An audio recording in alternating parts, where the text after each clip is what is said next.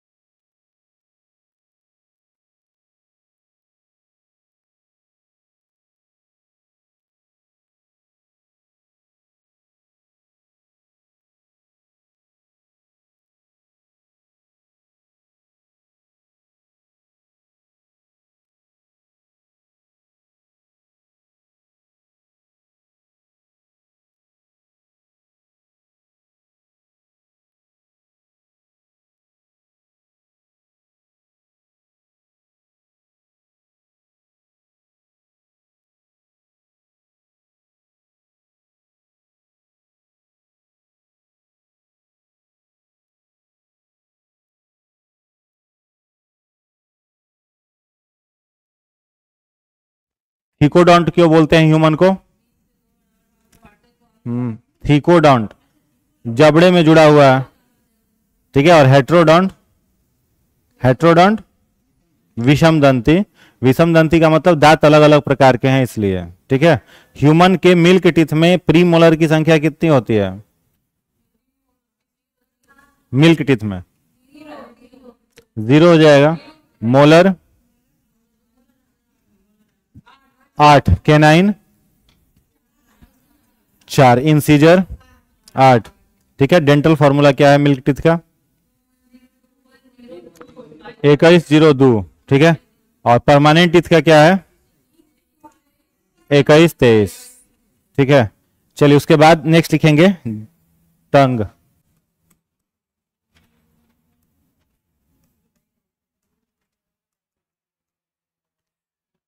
टंग, टंग में लिखिएगा यह एक मांसपेशीय एवं घुमावशील संरचना है।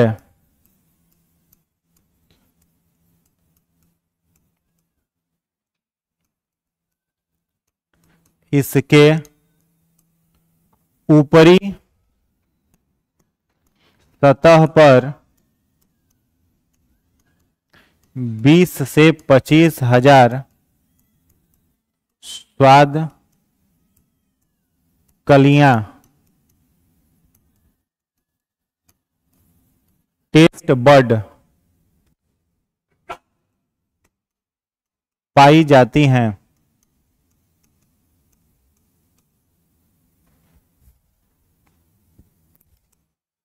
जीभ, हाँ 1000, जीभ 3, हाँ जीभ 3 प्रकार का स्वाद, मूवेबल 3 प्रकार का स्वाद ग्रहण कर सकता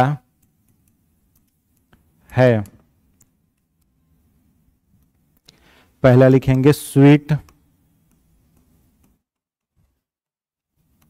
दूसरा सावर,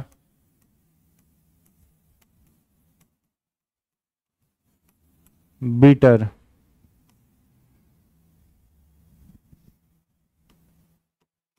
जीभ का अग्रभाग मीठा,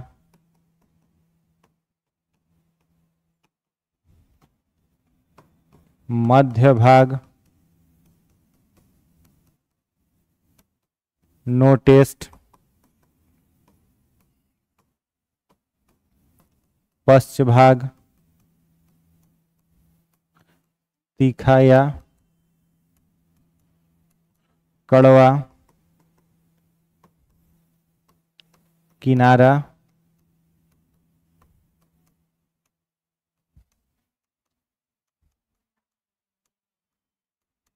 नमकीन या खट्टा।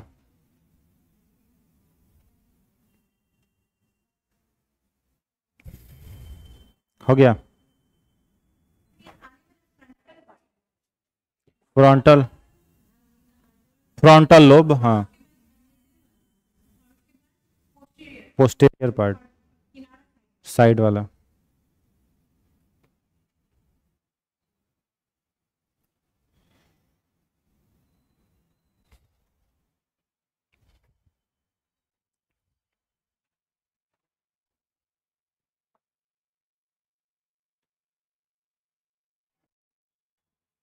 ठीक है, हो गया।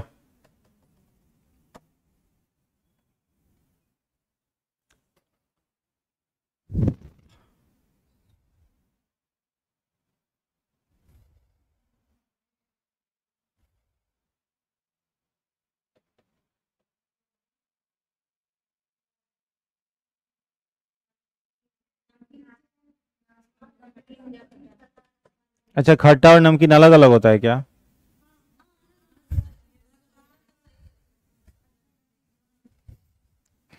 कड़वा तीखा भी डिफरेंस है? क्या हुआ? मिर्च तीखा हुआ, रिसेप्टर लेकिन एक ही है। एक ही हुआ, रिसेप्टर एक ही है।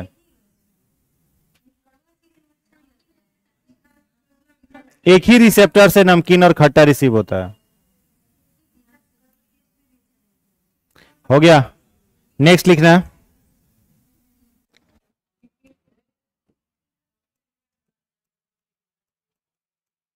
मुख गुहा में 3 जोड़ी लार ग्रंथियां होती हैं।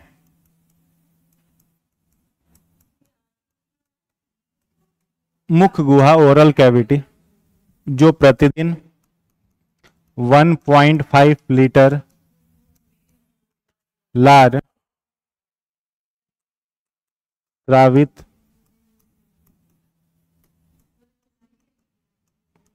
करती हैं। लार का पीएच 6.5 से 6.8 होता है। इसमें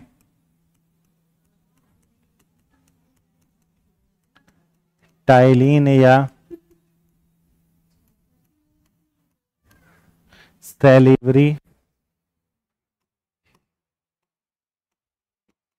अमाइलेज एंजाइम पाया जाता है, जो मंड पर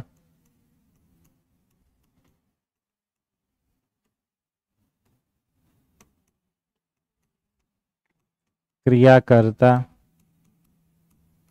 है।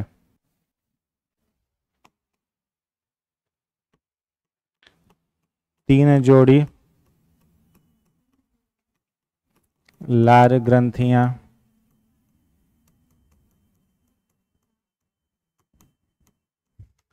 निम्न हैं।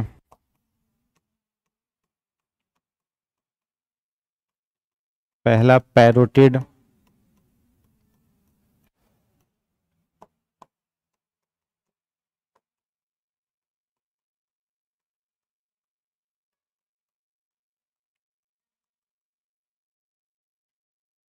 सबलिंगुअल,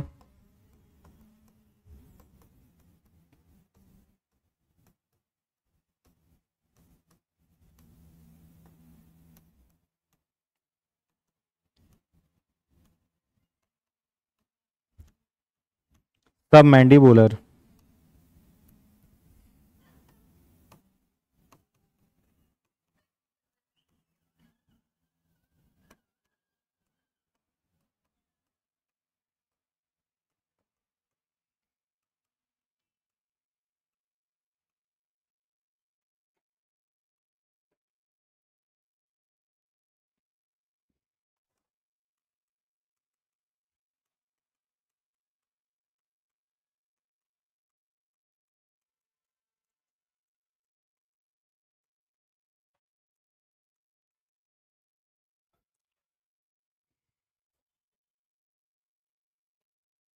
लिख लिए?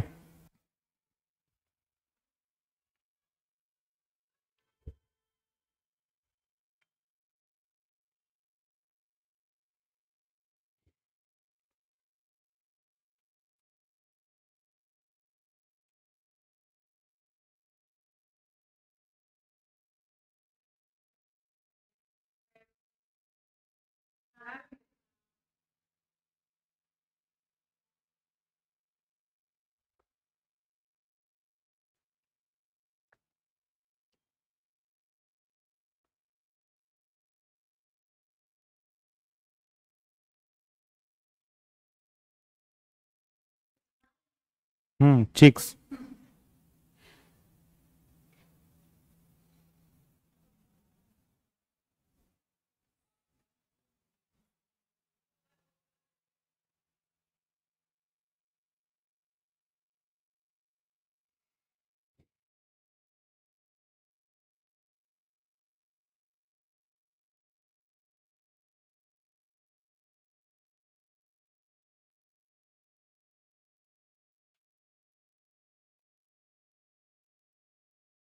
छाप लिए हैं? बड़ी स्लो लिख रहा है, इसीलिए हम ऐसे करके थोड़ी लिखते हैं।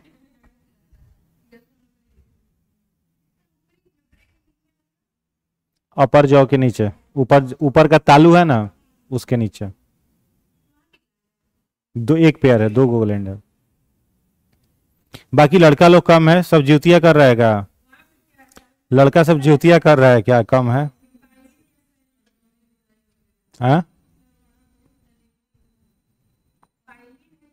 Ptyalin, ptyalin. हाँ, पी साइलेंट है, उसको टाइ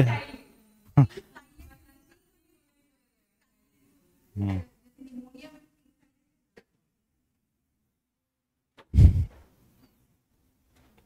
क्या लड़का लोग से क्यों कम है? नहीं, कल तो था ज्यादा, कल तो अधिक लोग था।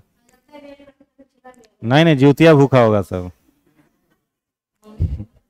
वही सब भूख ले वही सब कर लेता होगा ज्योतिया। चलो हो गया, तो याद हो गया इतना। पिछले स्लाइड में देखो।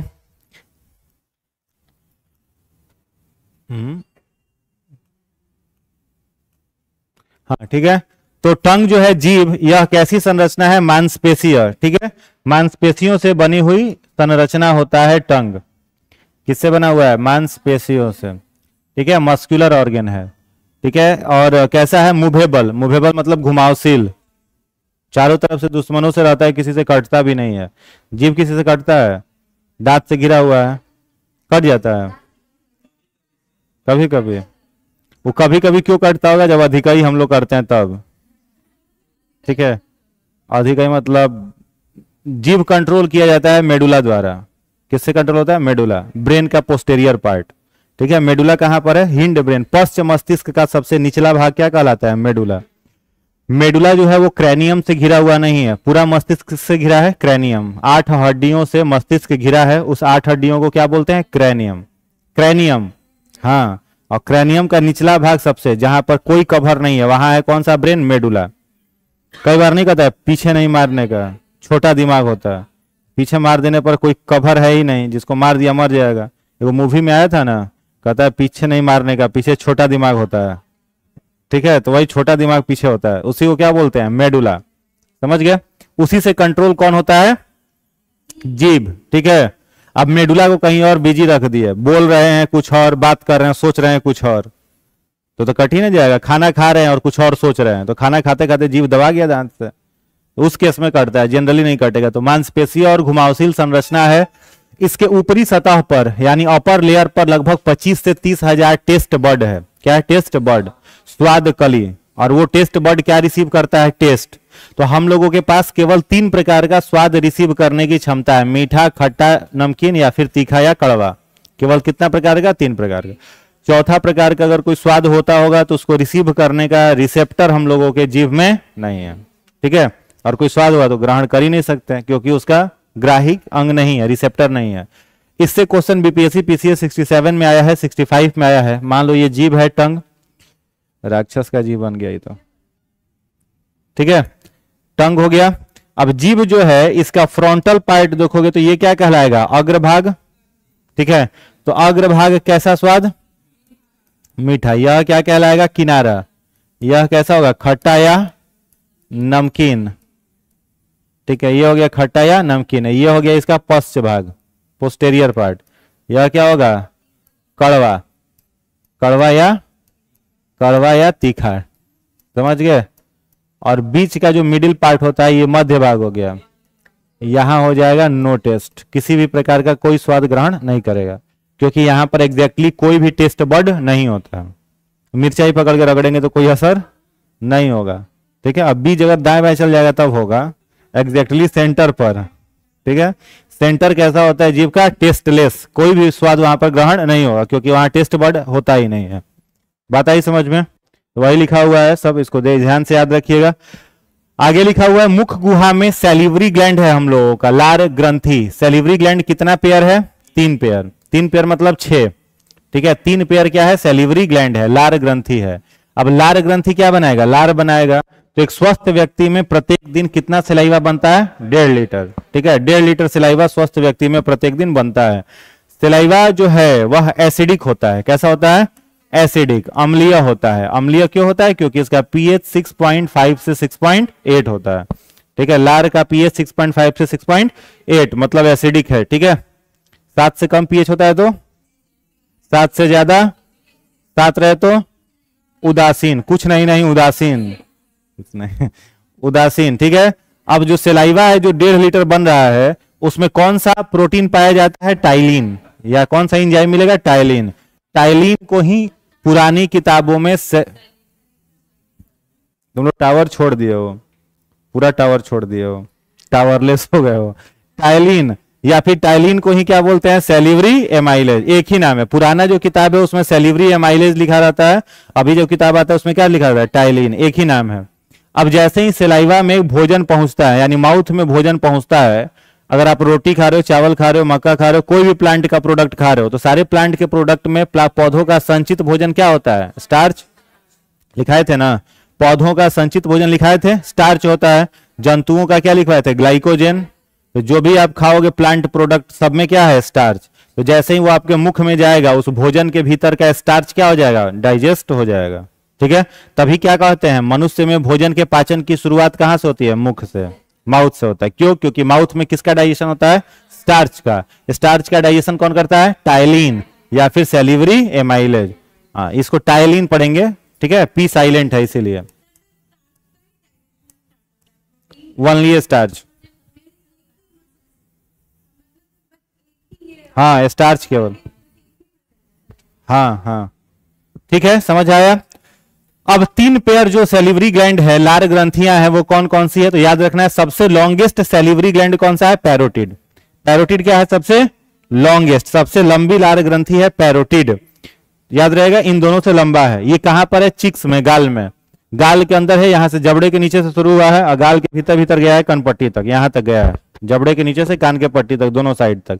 तो लॉन्गेस्ट ग्लैंड है, इसका लोकेशन है चिक्स में, गाल में, लिख दिए हैं। यह लॉन्गेस्ट सबसे लंबी लार ग्रंथि है। उसके बाद है सब लिंगुअल। लिंगुआ माने क्या होता है, जीभ। लिंगुआ माने क्या होता है, जीभ। तो सब लिंगुअल कहां है, जीभ के नीचे। और सब मैंडिबुलर, ये ऊपरी तालू पर है, ऊपरी जबड़े के नीचे है। समझ आया। और ये तीनों मिलकर के बनाएंगी डेली 1.5 लीटर सलाइवा, लार। एक क्वेश्चन आया हुआ एग्जाम में, एक डिजीज है जिसको हम लोग बोलते हैं गलसुआ या मम्स। क्या बोलते हैं, गलसुआ। मीजल्स नहीं बोलते हैं, गलसुआ। मीजल्स खसरा को बोलते हैं, गलसुआ इसको क्या बोलते हैं, मम्स। ठीक है, तो क्वेश्चन आया हुआ एग्जाम में कि गलसुआ जो बीमारी है, जो मम्स डिजीज है, गलसुआ जो बीमारी है वह किसे प्रभावित करता है, तो याद रखोगे पैरोटिड ग्लैंड को। किसे प्रभावित करता है, पैरोटिड को। बैक्टीरिया से होता है कि वायरस से, वायरस से। कौन से वायरस से होता है, पारामिक्सो वायरस। वायरस का नाम है पारामिक्सो वायरस। तो पारामिक्सो वायरस अगर किसी को संक्रमित करेगा तो उसे कौन सा बीमारी होगा, गलसुआ। अब गलसुआ होगा तो पैरोटिड ग्रंथि क्या हो जाएगा, फूल जाएगा। पैरोटिड ग्रंथि फूल जाएगा तो कई लोगों को देखिए किनारे पट्टा चिपकाता है, चिपका रहता है पट्टी जैसा, उसी को, उसको कौन सा डिजीज है, मम्स। मम्स कैसा डिजीज है, कम्युनिकेबल कि नॉन कम्युनिकेबल। कम्युनिकेबल है, संक्रामक रोग में आता है, छुआछूत का बीमारी है, मैं छू देने से नहीं फैलेगा, जूठा भोजन खाने से फैलेगा या जूठा पानी पीने से फैलेगा। ठीक है, इसीलिए गलसुआ वाले लोगों के साथ भोजन पानी का बोतल वगैरह शेयर नहीं करना चाहिए, किसी के साथ नहीं करना चाहिए, पानी का बोतल वगैरह किसी के साथ शेयर नहीं करना चाहिए, खाना भी किसी के साथ एक थाली में बैठ के नहीं खाना चाहिए, अगर परिचित नहीं है तब, समझ में। अगर खाना खा रहे हैं उससे सिलाइवा कांटेक्ट में आ ही रहा है, साथ में खाइएगा आएगा, एक बोतल को शेयर करके पानी पी रहे हो, तो कई लोग पानी पीते पीते बोतल का जो ढक्कन होता है वो अपने लोल में सटा देता है, पी रहा है ऐसे सटा दिया, और सटाया तो सिलाइवा कहाँ लग गया है, उसके कैप में लग गया, अब उसी को कोई दूसरा इंसान पिएगा तो सिलाइवा कहाँ घुस जाएगा, उसमें जाएगा, तो सिलाइवा गया तो पूरे के पूरे पैरोटिड ग्लैंड को जो यहाँ तक है, इस पैरोटिड ग्लैंड में क्या आ जाएगा, सूजन आ जाएगा, ये पूरा फूल जाएगा, इसी को बोला जाता है गलसुआ। तो जूठा खाने से क्या बढ़ता है, गलसुआ, जूठा खाने से क्या बढ़ता है, गलसुआ। हाँ समझ गए, इसलिए जूठा नहीं खाना चाहिए, जूठा खाने से गलसुआ होता है। क्लियर है, आगे बढ़ा जाए नेक्स्ट। उसके बाद लिखिएगा जीभ के बाद जौ, जबड़ा, तीसरा जौ, जबड़ा, जबड़ा, सिस्ट क्या होता है सर, बहुखंडन जो होता है ना, बाइनरी मल्टीपल फिजन, सिस्ट कल बताए थे ना, याद है, बहुखंडन होता है जैसे किसमें, प्लाज्मोडियम में, जैसे मान लो ये प्लाज्मोडियम है, देखिए सुना लीजिए, मान लो ये प्लाज्मोडियम है, यहाँ पर इसका न्यूक्लियस है, तो न्यूक्लियस टूटेगा ना, तो छोटे छोटे सिस्ट में क्या हो जाएगा, बट जाएगा, तो ये ऊपर का आवरण होता है, इसी को बोलते हैं सिस्ट, ये बहुखंडन में बनता है, ठीक है, मल्टीपल फिजन में, और फिर ये ऊपर वाला लेयर जो हो जाएगा ये गायब हो जाएगा, और सब सिस्ट वाला जीव जो होगा वो बाहर निकल जाएगा, तो नीचे न्यूक्लियस हो गया, बाहर में जो सिस्ट था वो सेल मेम्ब्रेन बन जाता है। तो बहुखंडन जिन जीवों में होता है उसमें होता है सिस्ट। चलो जौ में लिखिएगा जबड़े के कारण, जौ में लिखिएगा जबड़े के कारण, जबड़े के कारण मनुष्य को गर्तदंती, गर्तदंती मतलब थीकोडोंट, गर्तदंती कहा जाता है, कहा जाता है। क्या को जबड़ा है अपने पास, दो, ऊपरी जबड़ा और निचला जबड़ा। ऊपरी जबड़ा कैसा है, फिक्स, ऊपरी जबड़ा कैसा है, फिक्स। निचला जबड़ा कैसा है, मूवेबल। ऊपरी जबड़ा कैसा है, फिक्स। निचला जबड़ा कैसा है, मूवेबल। किसी का ऊपरी जबड़ा हिल रहा है, चेक करो तो, हिल रहा है क्या? और नीचे वाला जबड़ा, सब चेक करने लगा। नीचे वाला जबड़ा कैसा है, मूवेबल। ऊपरी जबड़ा कैसा है, फिक्स। अगर दोनों जबड़ा हिलने लगे तो दिक्कत क्या होगा, भोजन को चबा पाएंगे हम लोग? नहीं चबा पाएंगे, ठीक है। दांत होने के बावजूद भोजन को क्या करेंगे, निगलेंगे, ठीक है। जैसे क्रोकोडाइल, मगरमच्छ होता है, तो मगरमच्छ में दांत तो खतरनाक होता है, लेकिन भोजन को चबा सकता है? नहीं चबा सकता है, निगल जाता है, ठीक है। हाँ, सांप भी इसी में आएगा। सांप भी थीकोडोंट नहीं है, समझ गए। तो जिसका भी जबड़ा ऊपर वाला मूवेबल हो जाएगा वो भोजन को चबा नहीं पाएगा, क्या करेगा, निगलेगा, ठीक है। कोई दिक्कत? तो जबड़े के आधार पर मनुष्य को क्या बोला जाता है, थीकोडोंट बोलते हैं, गर्तदंती बोला जाता है। चलिए, इसमें बस एक पॉइंट था। नेक्स्ट लिखिएगा दूसरा, सेकंड, ग्रास नली, ग्रास नली, हाँ, ईसोफेगस, ग्रास नली, ग्रास नली। इसमें लिखेंगे पहला पॉइंट, भोजन नली मतलब फूड पाइप, लिखिएगा भोजन नली और श्वास नली, विंड पाइप। भोजन नली और श्वास नली एक ढक्कन द्वारा बंद होती है, एक ढक्कन, कैप, ढक्कन द्वारा बंद होती है, जिसे जिसे एपिग्लॉटिस, EPIGLOTTIS,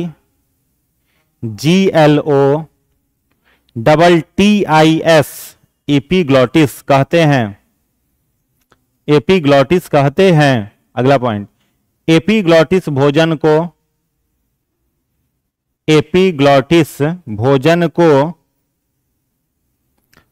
को श्वास नली में जाने से,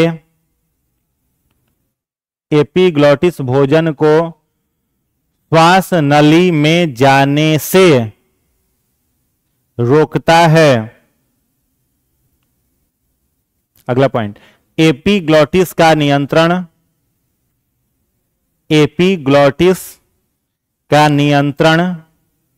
मेडुला ऑब्लेंगाटा का नियंत्रण, ऑब्लेंगाटा OBLENGATA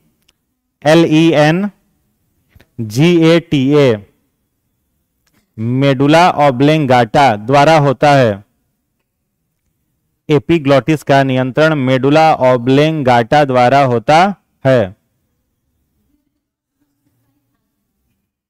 ये भी मतलब कौन चाहिए, यही तो है। ओ हाँ, ओब्लोंग लोलोंग, हाँ ऑब्लेंगाटा, ये भी पश्च मस्तिष्क का है। चलो इसको देखो, डाइजेस्टिव सिस्टम जो है एलिमेंट्री कैनाल ह्यूमन का, तो सबसे पहले क्या होता है, माउथ। सबसे पहले क्या है, माउथ। माउथ के ऊपर एक और ट्यूब है जो नाक से निकल रहा है। ये कहां से निकल रहा है, नोज से, नोस्ट्रिल्स से, ठीक है। ये कहां से निकल रहा है, माउथ से। तो जो माउथ से निकला इसको क्या बोलोगे, ग्रास नली। क्या बोलेंगे, ग्रास नली। और जो नाक से निकल रहा है इसको क्या बोलेंगे, श्वास नली बोलेंगे। समझ गए। तो ये हो गया आपका विंड पाइप और ये हो गया फूड पाइप। बात आया समझ में। हाँ, फूड पाइप को ही इसोफेगस बोलते हैं। अब यहां क्या होगा, यहां पर एक कैप है, एक ढक्कन इस तरीके का होता है। समझ गए, एक ढक्कन होता है। अब ये वाला जो है श्वास नली, ये किधर खुलेगा, फेफड़ा में। ये किधर खुलेगा, फेफड़ा में। और जो यह है आपका ये वाला जो है, ये कहां खुलेगा, अमाशय में, स्टमक में। और स्टमक जाएगा किस में, छोटी आंत में, स्मॉल इंटेस्टाइन। तो इधर हो गया आपका रेस्पिरेटरी सिस्टम और इधर हो गया आपका डाइजेस्टिव सिस्टम। अब दोनों एक ही ढक्कन से बंद देख रहे हो। इसी ढक्कन को बोला जाता है एपीग्लॉटिस। एपीग्लॉटिस को हिंदी में कहते हैं घंटी ढक्कन। क्या बोलते हैं, घंटी ढक्कन, एपीग्लॉटिस। अब समझना ध्यान से, जब भोजन आप करते हो, भोजन किए तो एपीग्लॉटिस का ये वाला हिस्सा खुलेगा। अब भोजन कहां चला जाएगा, स्टमक में। और जब ब्रीदिंग करोगे तो एपीग्लॉटिस का ये वाला हिस्सा खुलेगा और एयर कहां चला जाएगा, लंग्स में, फेफड़ा में। तो फूड पाइप और विंड पाइप ये दोनों सिंगल कैप से क्या होते हैं, क्लोज्ड होते हैं। अब वो जो सिंगल कैप है उसको क्या बोलेंगे, एपीग्लॉटिस। क्लियर हो गया। एपीग्लॉटिस एक और किधर खुलेगा, स्टमक में। दूसरी ओर किधर खुलेगा, स्मॉल इंटेस्टाइन में। क्लियर है। तो स्टमक में खुलेगा तो भोजन चला जाएगा ईसोफेगस से सीधा स्टमक में, और नॉस्ट्रिल्स से खुलेगा तो कहां चला जाएगा, एयर, फेफड़ा में चला जाएगा। बात आया समझ में। कंटिन्यू खुल रहा है, इधर बंद हो रहा है, ठीक है। अब कई बार क्या होता है, जैसे आप देखोगे कि बोतल से पानी पी रहे हो चाहे ग्लास से पानी पी रहे हो, तो जितना देर आप पानी पियोगे उतना देर सांस नहीं ले पाते हो। ऐसा होता है, पानी पीते समय सांस भी ले रहे हैं, कभी नहीं होगा। दोनों चीज साथ में नहीं होगा। क्यों नहीं होगा, हाँ, क्योंकि पानी कहां चला जाएगा, लंग्स के भीतर चला जाएगा। कई बार कहोगे ना हम बिहारी हैं, पानियों पियेंगे सांसों लेंगे, ठीक है। कहो बिहारी हम लेवे करेंगे, ठीक है। तो पानी पियेंगे भी सांस लेंगे तो क्या होगा, पानी नाक से बाहर, फेफड़ा में जाने नहीं देगा। यहां से फेफड़ा खुला तो पानी घुसने का कोशिश किया फेफड़ा के तरफ, तो यहीं से, इसको ब्रोंकाई बोला जाता है। ब्रोंकाई ही पानी को फेंक देगा। कहां फेंक देगा, विंड पाइप में। तो पानी पिए थे मुंह से, निकलेगा नाक से। कई बार चावल दाल खा रहे हैं, खाते समय छींक आ जाता है, खा रहे हैं छींक आ गया, तो भोजन पहुंचा है अभी मेडुला के पास, तब तक छींक आ गया, तो तब फेफड़ा ही खुल गया, तब एक के साथ ई वाला भी खुल गया, ई वाला भी खुल गया, तो भोजन सीधे कहां फेंका गया, नाक से बाहर। नहीं होता है, नाक से चावल निकल रहा है नाक से चावल निकल गया तो क्या होता है, दिन भर परेशान रहते हो। गोलगप्पा फोड़ने वाले थे मुंह में लेके, तब तक छींक आ गया, तो पानी कहां से निकला, नाक से। अब दिन भर विंड पाइप लहरते रहेगा। अब उसको आदत है ऑक्सीजन कार्बन डाइऑक्साइड का, आप वहां धनिया पाउडर मिर्ची पाउडर पहुंचा दिए तो पूरा दिन क्या होगा, वो लहरेगा, परेशान होगा। तो याद रखना, ग्रास नली में क्या होता है, एपीग्लॉटिस। और ये एपीग्लॉटिस क्या करता है, दो चीजों का केंद्र है, याद रखोगे। जो एपीग्लॉटिस होता है, एपीग्लॉटिस जिसे घंटी ढक्कन कहते हैं, ये दो चीजों का नियंत्रण करता है। एक नियंत्रण करता है उल्टी का, वोमिटिंग, वोमिटिंग को कंट्रोल करता है, और दूसरा निगरण, निगरण माने भोजन को निगलना, इनहेलेशन, इनहेलेशन ऑफ फूड, भोजन को निगलना है। इन दोनों को नियंत्रण कौन करता है? एपीग्लॉटिस। ठीक है, एपीग्लॉटिस। तो एपीग्लॉटिस को कंट्रोल कौन कर रहा है? मेडुला। ठीक है, मेडुला ऑब्लेंगाटा कर रहा है। तो मेडुला ऑब्लेंगाटा का अगर आपसे काम पूछा जाए तो क्या कहोगे? मेडुला ऑब्लेंगाटा का भी क्या काम है? उल्टी और निगरण को कंट्रोल करना। साथ ही साथ एक काम को और यह कंट्रोल करता है, रेट ऑफ रेस्पिरेशन। इसको कंट्रोल करेगा? रेट ऑफ रेस्पिरेशन, श्वसन दर का नियंत्रण भी कौन करता है? मेडुला ऑब्लेंगाटा। श्वसन दर का नियंत्रण मेडुला ऑब्लेंगाटा। 1 मिनट में कितनी बार सांस लेते हो? 72 बार। 1 मिनट में कितनी बार सांस बताओ? 15 से 18 बार। फिर भी आइडिया?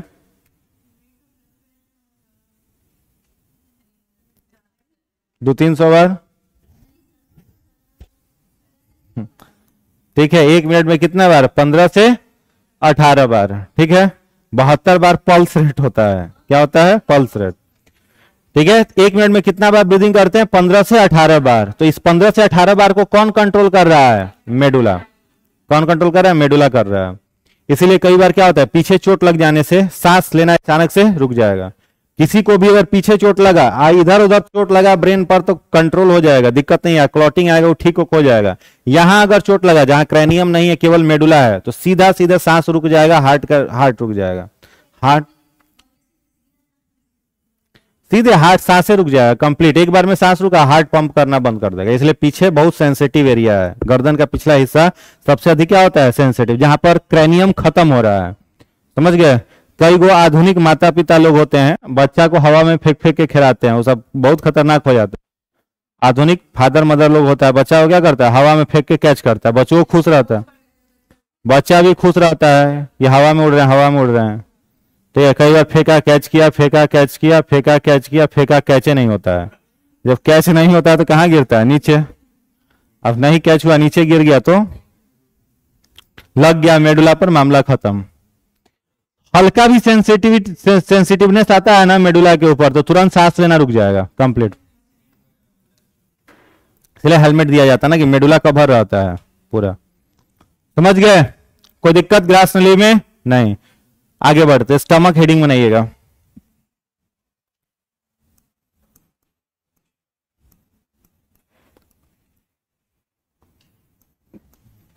अमाशय, स्टमक, अमाशय हो गया। इसकी लंबाई 10 इंच तथा चौड़ाई 4 इंच होती है।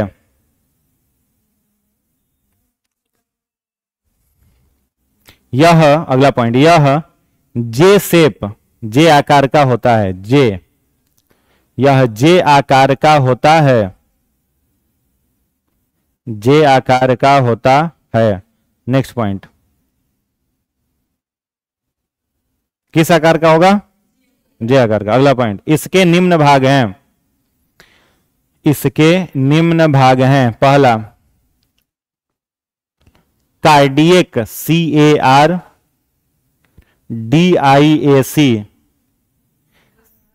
कार्डियक, CARDIAC, कार्डियक डैश देकर के लिखना। अमाशय प्लस ग्रास नली, अमाशय प्लस ग्रास नली, अमाशय प्लस ग्रास नली हो गया। दूसरा लिखिएगा फुंडिक, FUNDIC डैश देकर के लिखना। मध्य भाग, मिडिल पार्ट, अमाशय का मिडिल पार्ट, मध्य भाग। तीसरा लिखिएगा पाइलोरिक, PYLORIC, फिर से बोलें, PYLORIC, पाइलोरिक, डैश देकर के लिखिएगा। संकरी गुहा, संकरी नैरोवेस्ट कैविटी, संकरी गुहा नैरोवेस्ट कैविटी, संकरी गुहा, कॉमा अमाशय प्लस छोटी आंत, हाँ इसी में अमाशय प्लस छोटी आंत हो गया। नेक्स्ट पॉइंट लिखेंगे, अमाशय में जठर ग्रंथि पाई जाती है। अमाशय में जठर ग्रंथि मतलब गैस्ट्रिक ग्लैंड, जठर ग्रंथि पाई जाती है जो जठर रस स्रावित करती है, जो जठर रस मतलब गैस्ट्रिक जूस, जठर रस स्रावित करती है। Next point, gastric juice secrete करता है, स्रावित करती है। अगला पॉइंट लिखिएगा, गैस्ट्रिक जूस जठर रस के निम्न घटक हैं। जठर रस के निम्न घटक हैं, जठर रस के निम्न घटक हैं, घटक माने कंपोनेंट, जठर रस के निम्न घटक हैं। पहला HCl, HCl हाइड्रोक्लोरिक एसिड, ठीक है, डैश देकर लिखना। यह प्रबल अम्ल है, स्ट्रॉन्ग एसिड, यह प्रबल अम्ल है, कॉमा, ये कॉमा देखिए, यह भोजन को, इसी में यह भोजन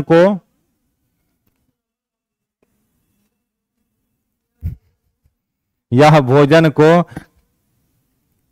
काइम, CHYME, काइम, ब्रैकेट में लिखिएगा लुगधी, लू आधा गी, लुगधी नाम है, काइम को हिंदी में कहते हैं लू आधा गी। हिंदी आता नहीं, अंग्रेजी बुझाता नहीं है कैसे काम चलेगा। यह भोजन को काइम, लुगधी में बदल देता है, में बदल देता है तथा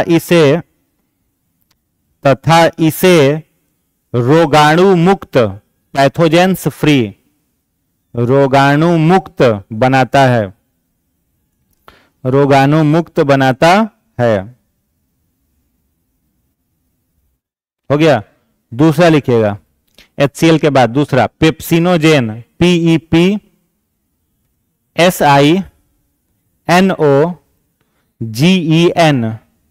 पेप्सिनोजेन, डैश देकर के लिखना।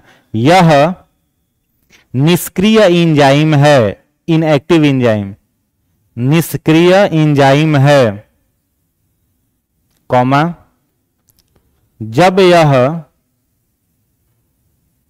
HCl से मिलता है तो सक्रिय हो जाता है, सक्रिय हो जाता है, सक्रिय हो जाता है, कॉमा, तब इसे पेप्सिन, PEPSIN, तो सक्रिय हो जाता है, सक्रिय हो जाता है, तब इसे पेप्सिन, PEPSIN, पेप्सिन कहते हैं, पेप्सिन कहते हैं, कॉमा, यह कैसीन, कैसीन, CASEIN,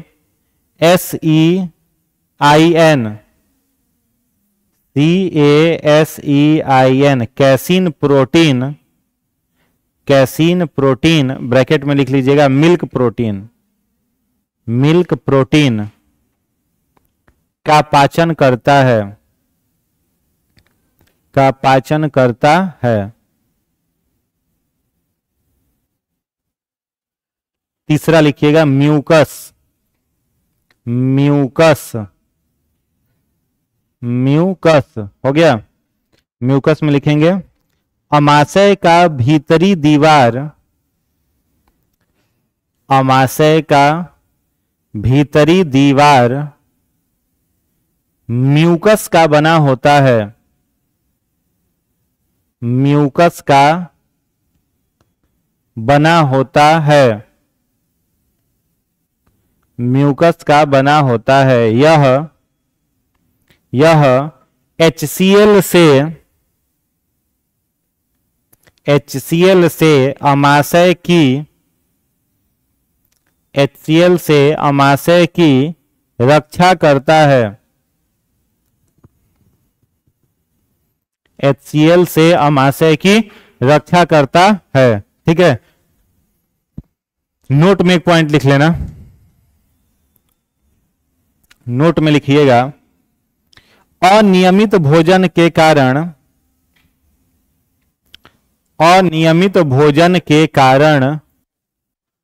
HCl द्वारा अमाशय का क्षतिग्रस्त होना, HCl द्वारा अमाशय का क्षतिग्रस्त होना peptic ulcer PEPTIC, peptic ulcer ULCER कहलाता है।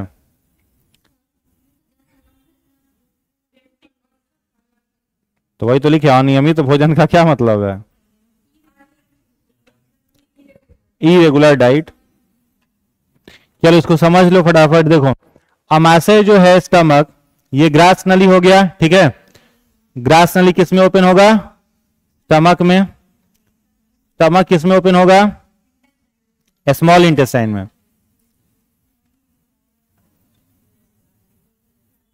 स्मॉल इंटेस्टाइन जो है वो किस में ओपन होगा?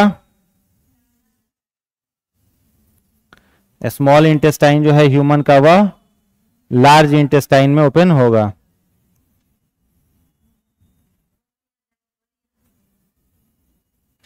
ठीक है, अब यहां देखो, ये हो गया स्टमक। स्टमक का अगर आपसे पूछा जाए, इसे क्या बोलेंगे? अमाशय। स्टमक का अगर शेप पूछा जाए तो क्या बोलोगे? जे। किस शेप का है? जे शेप का है। लेंथ अगर पूछा जाए, लंबाई 10 इंच, और विड्थ पूछा जाए तो लगभग 4 इंच इसका होता है। समझ गए? 10 इंच 4 इंच। सोचो इसमें कई वो खाने वाला लोग होता है, कितना खा लेता है? 10 इंच 4 इंच का मस्कुलर बैग है, इसमें कितना लोग खा सकता है? एक प्लेट। लेकिन कुछ लोग जंतु लोग होते हैं जो 200 प्लेट खाते हैं एक बार में, है ना। एक मेरा फ्रेंड है, वो एक बार में बैठ के ना 500 पीस रसगुल्ला खत्म कर देता है। 500 पीस रसगुल्ला, 12 रुपया वाला बड़का। जैसे अभी देखो, बिहार में सबसे ज्यादा सिविलाइज्ड लोग कहाँ रहते हैं? सभ्य लोग मिथिला क्षेत्र में लोग रहते हैं। ठीक है, कल्चर में सबसे ज्यादा संस्कृति सभ्यता कहाँ बचा हुआ है? मिथिला में बचा हुआ है। ठीक है, बचा हुआ है ना। कोई भी जाता है तो उसका स्वागत खूब किया जाता है। शादी ब्याह में जाओ तो पग पहनाया जाता है, सिर पर एकदम लाल रंग का होता है पग, वो पहनाया जाता है। बैठा करके लोग प्रेम से खिलाता है। बाकी जगह जाओ तो बुफे सिस्टम में प्लेट लेके भिखमंगा टाइप के टहलो, और वहां पर क्या किया जाता है? एकदम बैठा करके सिस्टमेटिक तरीका से भोजन कराया जाता है। लेकिन मिथिलांचल में खाने वाले कुछ लोग ऐसे ऐसे भी मिलेंगे आपको, जो एक बार में प्रचुर मात्रा में 500 पीस रसगुल्ला, एक नदिया दही, दही कितना? एक नदिया में कम से कम हाँ 10-12 किलो दही एक नदिया में होता है, वो खींच देगा सब। उसके बाद 500 पीस रसगुल्ला। ठीक है, उधर जैसे पात में बैठ के लोग खा रहे हैं, पात में बैठा हुआ है सब लोग खाना खाने के लिए। तो जैसे नॉर्मल जगह पर जाइएगा तो रसगुल्ला कैसे चलाया जाता है? चम्मच से 1 पीस दिया, 2 पीस दिया मैक्सिमम। वहां पर चम्मच उम्मच का यूज नहीं है। पूरा एकदम शॉर्ट वोट मोड़ेगा, अपना जेसीबी घुसाएगा उसमें, और जेसीबी में जितना रसगुल्ला उठे वो कहाँ दे देगा? पत्तल में दे देगा। मतलब औसतन अगर देखा जाए तो कितना पीस एक के प्लेट में? 20-25 पीस गिरता है एक बार में मिठाई। ठीक है, अब वो बैठ करके खा रहा है। कैसे मालूम चलता है इसका पेट भर गया? उधर जितना कमजोर लीवर का इंसान चला जाए ना, उसका लीवर खराब हो जाएगा एक एक भोज में। तो कैसे मालूम चलता है पेट भर? जब इसके पत्तल से रसगुल्ला का रस बहने लगेगा और दूसरा के पत्तल में जाके टकरा जाएगा, तब कहेगा सब किसका पेट भरा। ठीक है, तो सोचो 500 पीस रसगुल्ला, उसके बाद एक नदिया दही, चिवड़ा भी होगा, सब्जी भी होगा, पुलाव भी होगा, दाल भी होगा, बूंदिया होगा। ठीक है, तो एक बार में 10 इंच और 3 इंच का क्या हाल होता होगा। ठीक है, यहां तक क्या होता होगा, रसगुल्ला, एगो रसगुल्ला यहाँ, एगो यहाँ, एगो यहाँ, ऐसे ऐसे रसगुल्ला सब बैठता होगा। तुरंत कैसे पचा देगा। तुम्हारे स्टमक में फूड कितने देर तक रहता है, 4 घंटा, तो पचने में 4 घंटा लगेगा। ऐसा थोड़े खाते जा रहे हो पचते जा रहा है, समझ में आ रहा है। 4 घंटा मासे में क्या रहता है, भोजन रहता है। ठीक है, अब समझना है इसको ध्यान से। देखो स्टमक का अगर देखा जाए तो जे शेप्ड हो गया, लेंथ बता दिया। उसके बाद याद रखोगे इसका मुख्य रूप से कितना पार्ट है, 3 पार्ट। पहला पार्ट देखो, अमाशय किसके साथ जुड़ रहा है, ग्रास नली के साथ जुड़ रहा है ना, तो जहां पर जुड़ रहा है इसी को कहते हैं कार्डियक। क्या बोलते हैं, कार्डियक। अमाशय का ये जो मिडिल पार्ट है इसको बोलते हैं फुंडिक। क्या बोलते हैं, फुंडिक।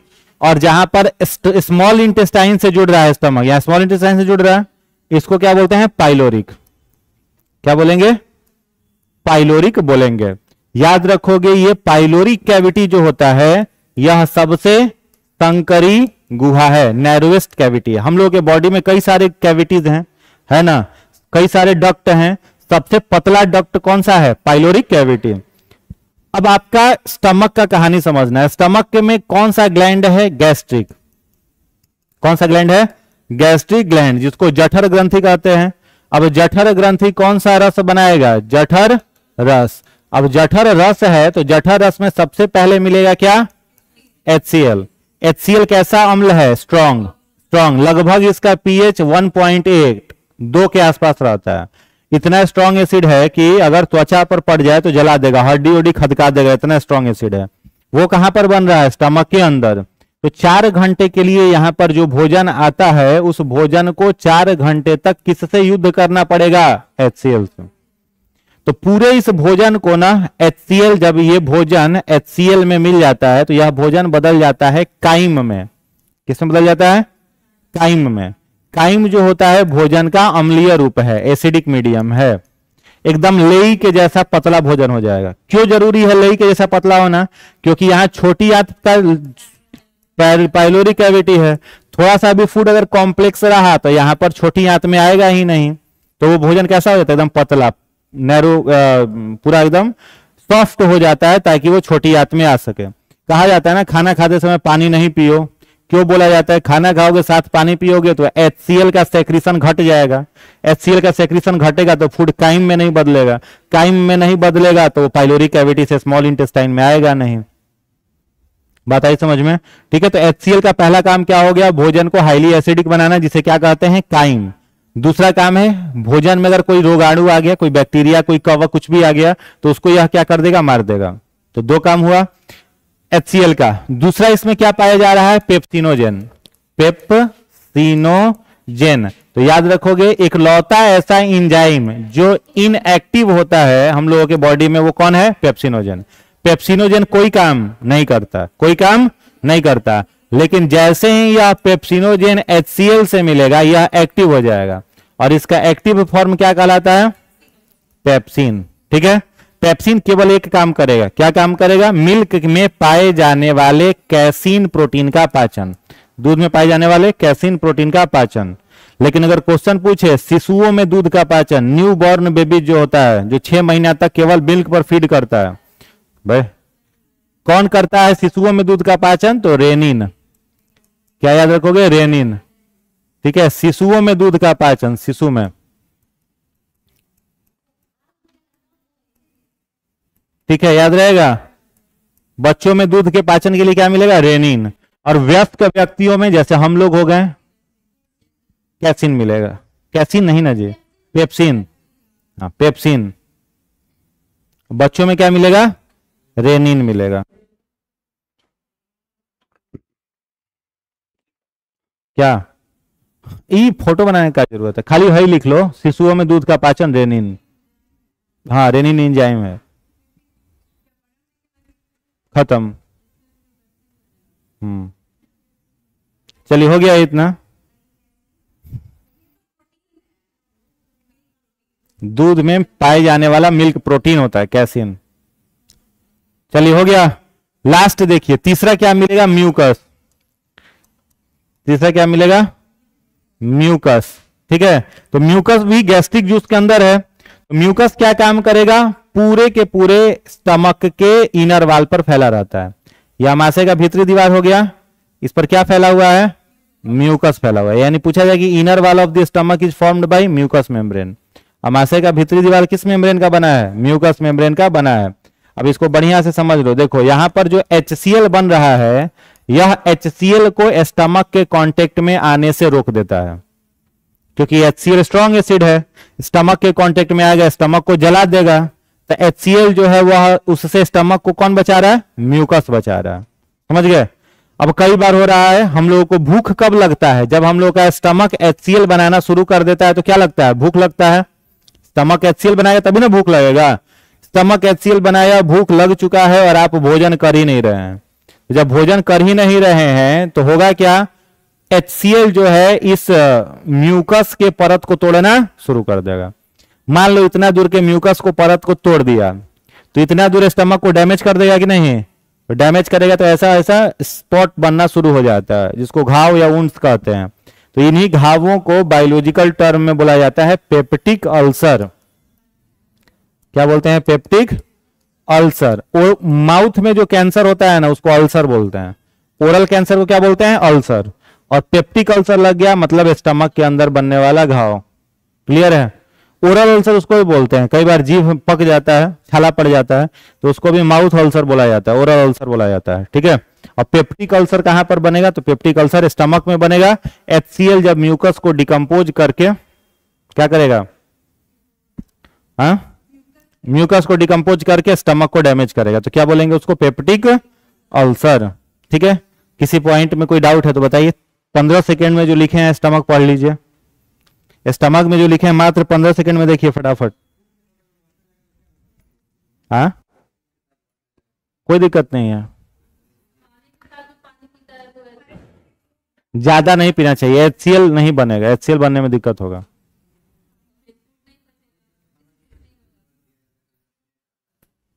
हम्म, खाना थोड़े ज्यादा लिक्विड दिया जाता है, ग्लूकोज दिया जाता है, खाना थोड़ा, भात दाल थोड़े चढ़ाएंगे नाक से। अमाशय में जाता है। तो यहाँ पर नाक से दो चाहे माउथ से दो, नीचे तो ईसोफेगस है, यहाँ पर एपिग्लॉटिस है ना। हाँ, तो एपिग्लॉटिस में डाल देंगे उसको, तो एपिग्लॉटिस भोजन को भेज देगा वहां। तो ट्यूब यहीं पर लगा के थोड़ी छोड़ देते हैं, ट्यूब सीधे भोजन नली में घुसाया जाता है, नाक से लेके भोजन नली में। समझे? कोई दिक्कत नहीं। बोर्ड पर नहीं पढ़ना था, कॉपी पढ़ना था 15 सेकंड में।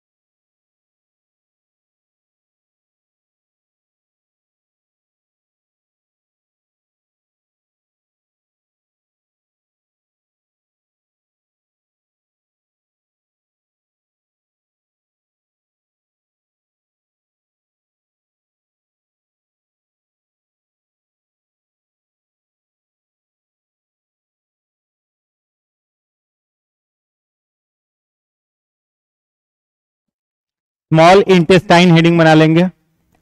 इसमें लिखिएगा पहला पॉइंट, इसकी लंबाई 6.8 मीटर होती है। इसकी लंबाई 6.8 मीटर होती है। दूसरा पॉइंट, इसके निम्न भाग हैं। इसके निम्न भाग हैं। पहला ड्यूडेनम, इसका हिंदी नाम है ग्रहणी। ड्यूडेनम हिंदी नाम है ग्रहणी। डैश देकर के लिखेंगे। यहां काइम, CHYME, काइम, यहां काइम का रूपांतरण, काइम का रूपांतरण Kyle, CHYLE, Kyle, CHYLE, Kyle हो गया। काइम का रूपांतरण काइल, ब्रैकेट में लिखिएगा। क्षारीय, एल्कलाइन, क्षारीय, ब्रैकेट बंद, में हो जाता है, में हो जाता है जब वह पित्त रस, बाइल जूस, पित्त रस तथा अग्नाशयी रस, पैनक्रिएटिक जूस, अग्नाशयी रस, जिसे क्रमशः लीवर और पैनक्रियाज स्रावित करते हैं,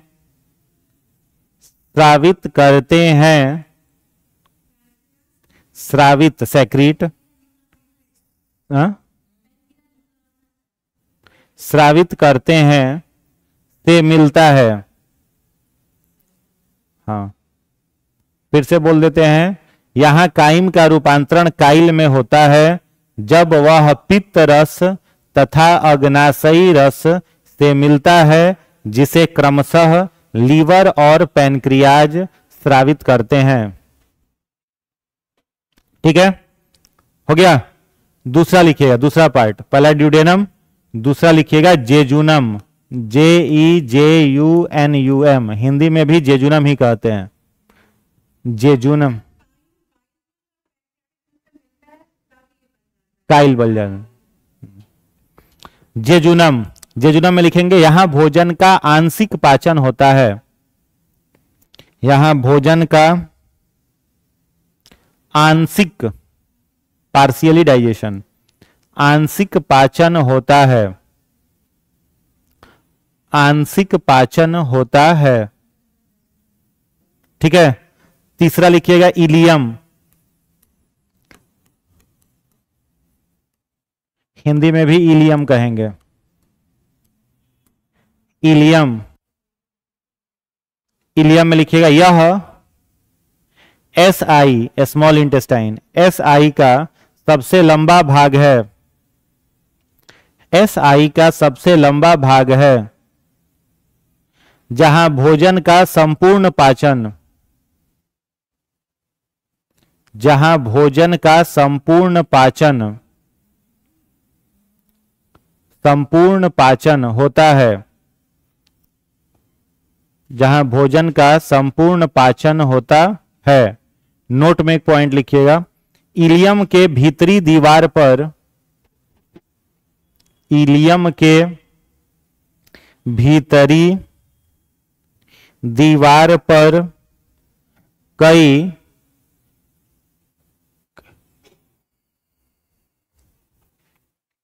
बाल जैसी संरचनाएं, हेयर लाइक स्ट्रक्चर, बाल जैसी संरचनाएं होती हैं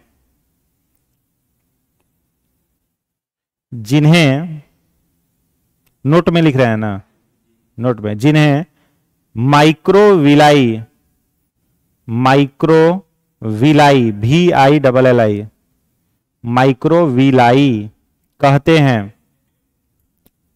हैं।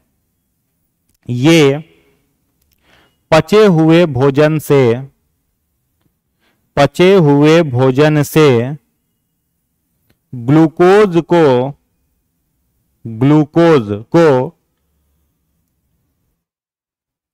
अवशोषित कर उन्हें रक्त द्वारा शरीर की कोशिकाओं में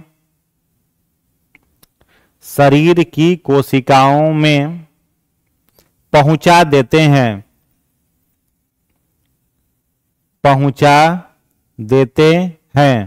हो गया, इसको समझ लो।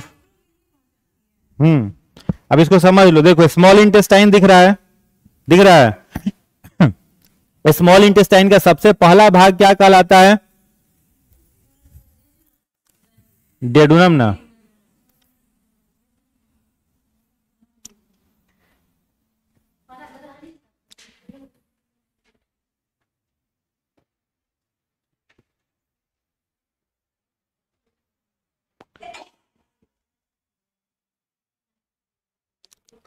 ठीक है, देखो यहां हो गया आपका क्या, स्मॉल इंटेस्टाइन का पहला भाग, इसको क्या कहेंगे? ड्यूडेनम। दूसरा भाग क्या कहलाएगा? जेजुनम। और तीसरा भाग क्या कहलाएगा? इलियम। यूपीएससी 1998 या 97 का क्वेश्चन है कि बढ़ते हुए क्रम में छोटी आंत को सजाएं, बढ़ते हुए क्रम में छोटी आंत को अरेंज करें, सजाएं। तो सबसे पहले क्या लिखोगे? ड्यूडेनम। पहले क्या लिखोगे? ड्यूडेनम। बढ़ते हुए क्रम में माने सबसे पहले छोटा कौन लिखेंगे जी? ड्यूडेनम। ड्यूडेनम के बाद जेजुनम, जेजुनम। और सबसे बड़ा कौन? हाँ, सबसे बड़ा हो जाएगा इलियम, इलियम।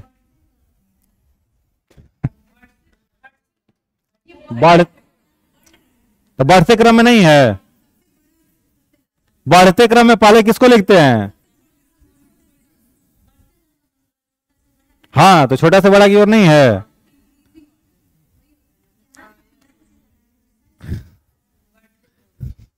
क्या? तो उसमें हमें स्मॉल इंटेस्टाइन के लिए बनाया नहीं था हमने। हाँ, फिगर से तुमको समझना है, तो उसमें थोड़ी, तो किताब में फिगर देखना पड़ेगा, लेंथ तो किताब में भी पता नहीं चलेगा, 3D डायग्राम है।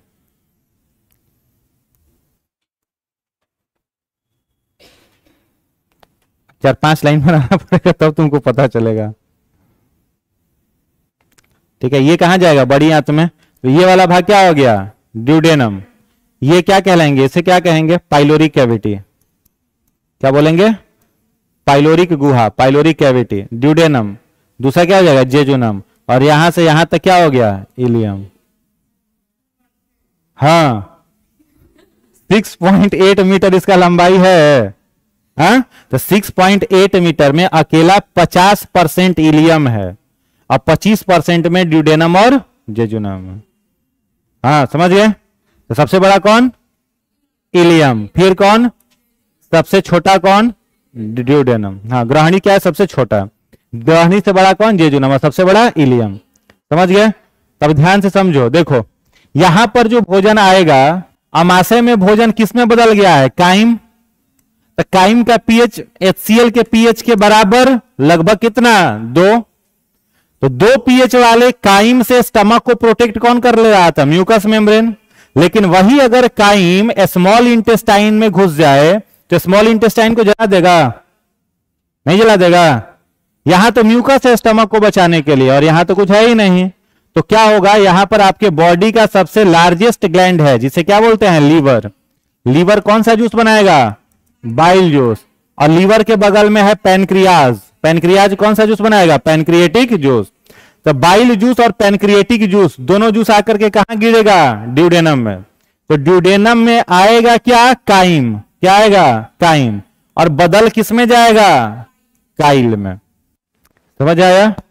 यानी फूड का डाइजेशन कौन से मीडियम में शुरू होगा? एसिडिक। और फाइनली फूड का डाइजेशन कौन से मीडियम में? अल्कलाइन मीडियम में, क्षारीय रूप में होगा। क्लियर हो गया? अब ड्यूडेनम को दिक्कत होगा? नहीं होगा, जलने से बच गया। उसके बाद यह काइल कहां पर पहुंचेगा? दूसरे पार्ट में, जेजुनम में। कहां जाएगा? जेजुनम में। जेजुनम में आंशिक पाचन होगा, पूरा नहीं होगा, आंशिक माने आधा पाचन, ठीक है। और फिर जब आंशिक पाचन हो जाएगा तो फाइनली कहां पहुंचेगा? इलियम में। और इलियम सबसे लंबा भाग है, यहां कंप्लीट डाइजेशन खत्म, यानी पाचन की शुरुआत मुख से, पाचन खत्म इलियम में। बड़ी आंत में कोई पाचन नहीं होता, बड़ी आंत में कोई पाचन नहीं होगा। यहां पर है आपका जो इलियम, इस इलियम में कई सारी ऐसे छोटी छोटी उंगली नुमा संरचनाएं हैं, हेयर लाइक स्ट्रक्चर हैं, इन्हें बोला जाता है माइक्रोविलाई। क्या बोलते हैं?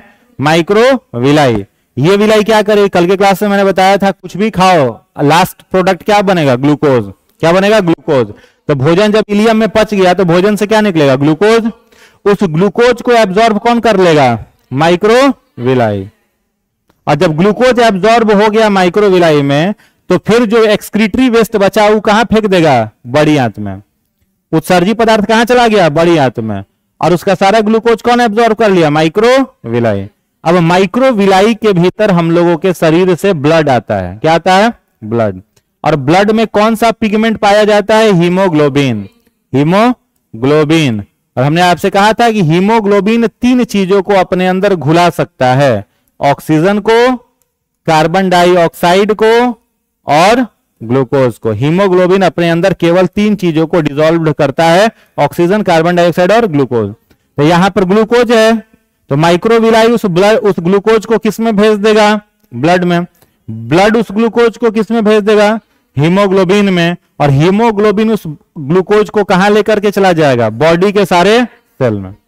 तो ग्लूकोज का जरूरत आपके पाचन तंत्र को थोड़ी है, किसको है? सेल को है। तो सारे सेल में ग्लूकोज का डिस्ट्रीब्यूशन हो जाएगा। कोई दिक्कत? ठीक है, आप लोग बहुत देर से आए हुए हैं तो आज इतना ही हाँ,